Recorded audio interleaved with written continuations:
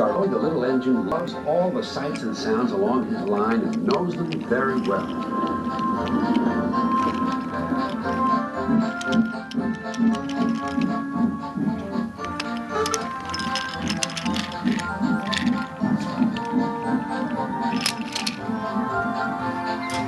One morning, soon after he returned from being mended, he was enjoying his journey more than ever before. Along the way, he met Rusty.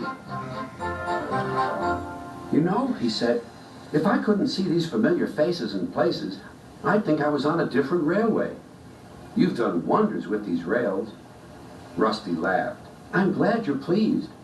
Manager said, let's mend the tracks so well that he won't know where he is. And we did. And you didn't, if you take my meaning."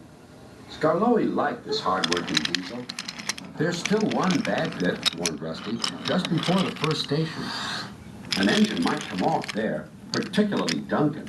He will rock and roll along the line. Look at him right now.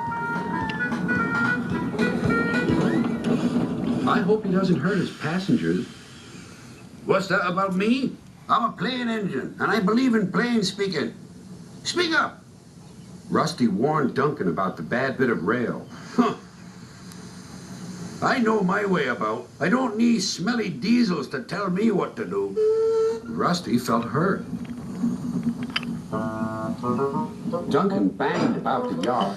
Then he clattered crossly to the station. James was already there, waiting for him. "You're late," he snapped. "I know," said Duncan. "It's that smelly diesel's fault. Rusty tries to teach me how to stay on the rails and then goes off leaving me to find my own coaches." "You poor engine," sympathized James. "I know all about diesels. One crept into our yard and ordered us about. I soon sent him packing." Duncan was filled with admiration. He didn't know that James was boastful and sometimes didn't tell the truth. "Send Rusty packing! Send Rusty packing!" snorted Duncan. He climbed the hill furiously. "Well done, boy," encouraged his driver. "Keep it up." Soon they were near the first station. Duncan was pleased. "Nothing's happened. Nothing's happened, silly old diesel. Clever me." And he rocked and rolled along the line. "Steady, boy," checked his driver. But it was too late. "Sleepers and ballast, I'm off." And he was. "I warned him," said Rusty. "But all he did was call me names." The little diesel refused to move. "I'm ashamed of you, Rusty," said Scarloy.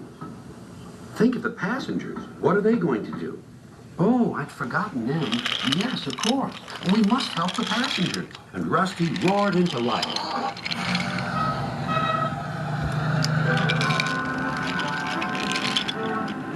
Duncan stood sad and solitary.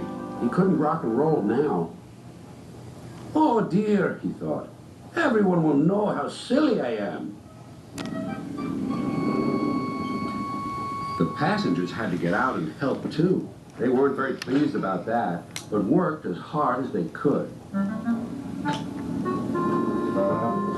They carefully levered Duncan back onto the line.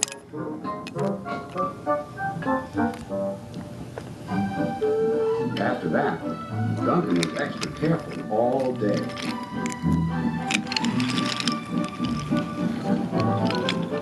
At last, evening came.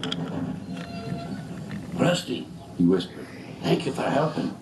I'm sorry I was rude to you. "That's all right, Duncan."